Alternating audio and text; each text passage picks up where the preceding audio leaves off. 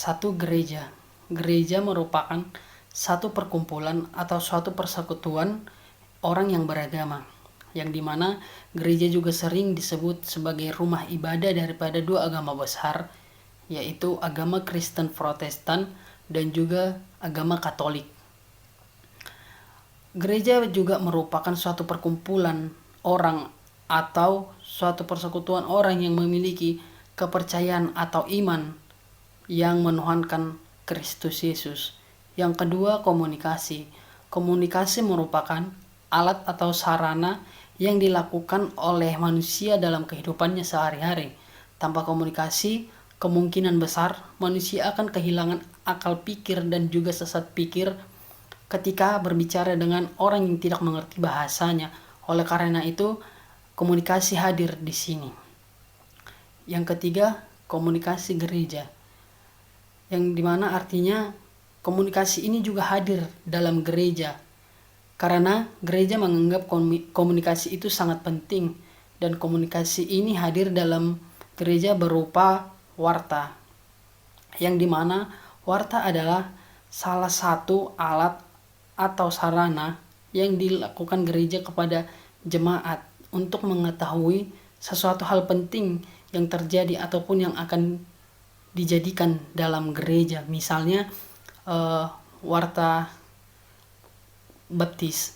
Melalui ini, komunikasi gereja ini, warga gereja atau jemaat tahu bahwasanya akan ada dilakukan baptisi di dalam gereja tersebut. Baik, di sini saya akan menjelaskan sedikit tentang teori komunikasi yang dipilih oleh kelompok kami. Dalam membahas tinjauan dan isu teologi, kami mengambil dua pemikiran dari tokoh filsafat mengenai komunikasi yang bersifat teologi dan bisa dikaitkan dengan analisis isu teologi. Yang pertama, kami mengambil teori dari Efrat M. Rogers. Jadi dia mengatakan bahwa komunikasi adalah proses yang di dalamnya tuh terdapat ide dan gagasan yang mau disampaikan kepada orang dengan tujuan untuk mengubah tingkah laku mereka dan membawa atau membuka wawasan orang tersebut. Yang kedua, kami mengambil teori dari Raymond S. Ross. Dia mengatakan bahwa komunikasi merupakan satu proses atau sebuah informasi yang bersifat kepedulian lingkungan, perubahan tingkah laku kepada orang banyak agar perubahan tingkah laku mereka dan perubahan terhadap lingkungan mereka. Keterlibatan orang-orang awam dalam kebebasan berteologi menjadi terbatas oleh karena orang-orang elit. Pusat teologi mengalami pergeseran dari masyarakat ke sekolah tinggi. Untuk dapat berbicara komunikatif teologis, maka perlu diadakan pertemuan dengan tujuan supaya jemaat mengikuti dan memahami perkembangan. Teologi dan komunikasi memiliki keterkaitan, terutama dalam proses komunikasi. Mengapa ditekankan proses? Karena komunikasi tidak terlepas dari perkembangan teknologi dan komunikasi yang sangat cepat prosesnya. Hal ini dipengaruhi cara pandang dan pola pikir manusia tentang manusia dan alam semesta. Seni berbicara dan menggunakan komunikasi dengan baik merupakan suatu keahlian yang harus dimiliki oleh seorang pelayan. Bahkan bukan hanya seorang pelayan, tetapi setiap orang diharapkan mampu memiliki keahlian tersebut. Akan tetapi dalam kesempatan ini, kelompok bukan terfokus bagaimana caranya agar seseorang dapat memahami dan menggunakan komunikasi dengan baik, akan tetapi lebih ke bagaimana gereja atau seorang pelayan dapat menyampaikan tugas penginjilan gereja ataupun motivasi-motivasi kehidupan kepada orang-orang banyak atau publik tanpa adanya kontak fisik ataupun tatap muka secara langsung. Nah, untuk menuju ke situ, kelompok menganalisis bahwa dengan menggunakan media massa secara khusus media sosial seperti YouTube, Instagram, Facebook, dan WA, tugas penginjilan dan penyampaian motivasi yang mendukung untuk terwujudnya eksistensi gereja yang makin dikenal oleh orang-orang banyak bisa terlaksana jika seorang pelayan ataupun gereja dapat menggunakan alat-alat media massa dan media sosial untuk mewujudkan cita-cita tersebut. Ya, teman-teman, kita masuk pada bagian upaya komunikasi, di mana tadi kita telah melihat bahwa komunikasi sebagai pola dasar atau komponen utama yang diperlukan untuk pencapaian satu tujuan. Nah, bila kita melihat konteks Indonesia yang sangat beragam, sangat majemuk, yang dimana di dalamnya terdapat berbagai agama, suku, ras, dan lain-lain. Nah, dari keberagaman itu, Indonesia hanya memiliki satu tujuan, yaitu adanya perdamaian, kebersamaan, toleransi, ada rasa keamanan bagi semua orang. Itulah yang menjadi tujuan utama.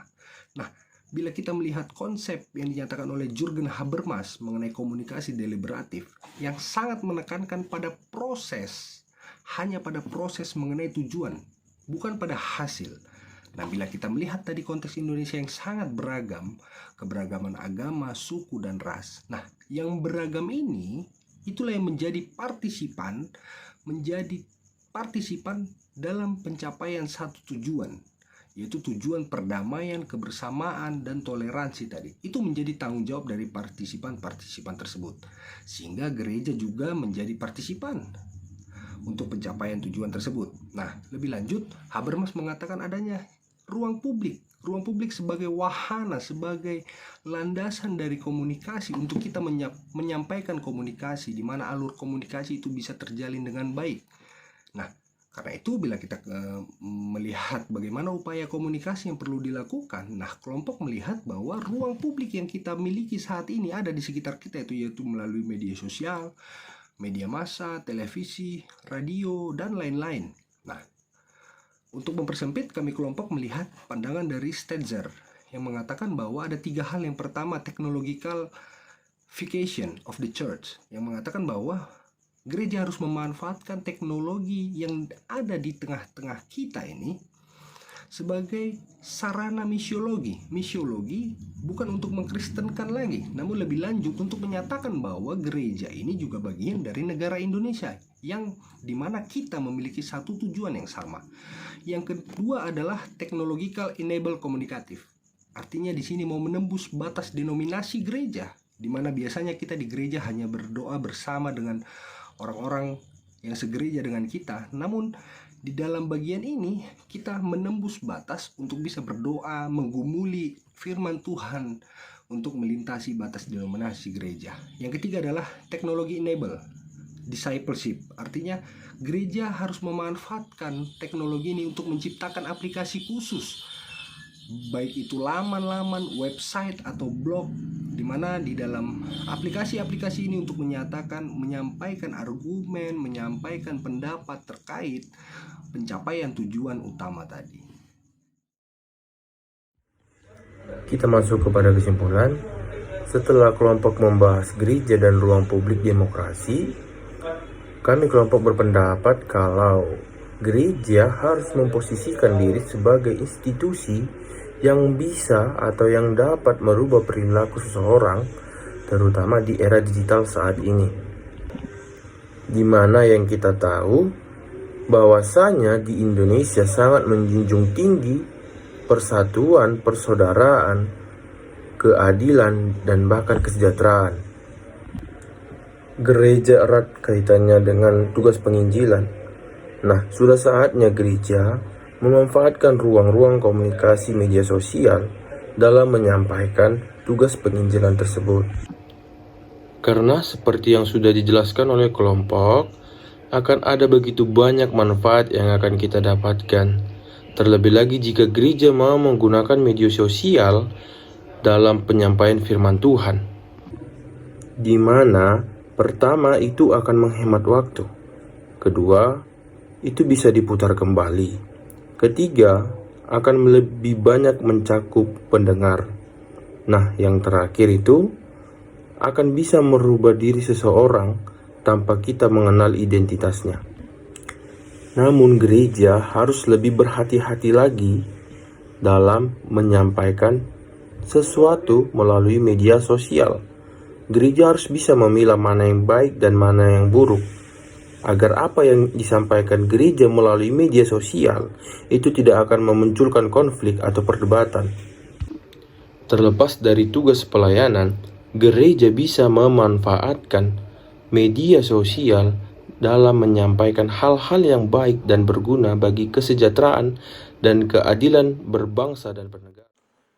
Selain apa yang sudah dijelaskan kelompok pada PPT bagian analisis kritis, kelompok menambahkan bahwa dalam konteks sekarang, gereja sangat cocok menggunakan media massa, terkhusus media sosial dalam melaksanakan tugas penginjilan gereja, karena dengan alasan lebih praktis digunakan dan juga lebih gampang diakses oleh banyak orang.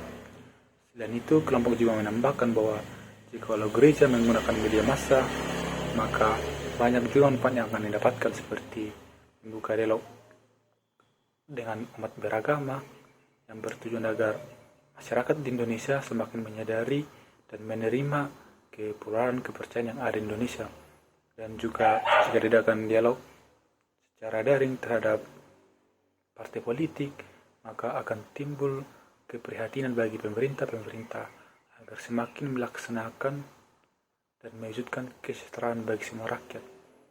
Dan yang ketiga, jikalau gereja membuka dialog dengan pakar-pakar alam dan juga kehutanan, akan adanya kemungkinan timbul big data yang makin luas bagi masyarakat agar semakin mencintai lingkungan yang sehat dan tidak menebang pohon secara sembarangan agar tidak terjadi bencana alam. Selain itu, bagian terakhir ini juga kelompok menganalisis bahwa mengetahui seluk-beluk teknologi komunikasi bukanlah perhatian utama, melainkan memungkinkan tugas panggilan gereja dan berteologi dalam era teknologi digital bisa terpenuhi dan terjawab.